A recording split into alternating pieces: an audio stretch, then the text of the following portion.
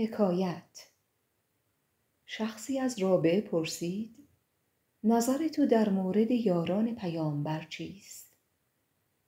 وی پاسخ داد: من هنوز از کار حق نپرداخته‌ام و در شناخت پروردگار به جایی نرسیده‌ام.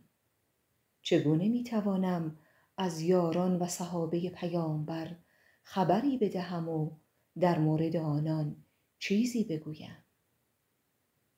اگر جان و دلم غرق پروردگار نبود، شاید میتوانستم یک نفس و لحظه‌ای هم به غیر بپردازم. من همانم که در راهی در سجدگاه خاری در چشمم فرو رفت. خون چشمم بر زمین جاری شد و من از جاری شدن خون خود بیخبر بودم. کسی که درد عشق الهی داشته باشد، کی دل به کار دیگران می‌دهد و در مورد آنان می‌اندیشد؟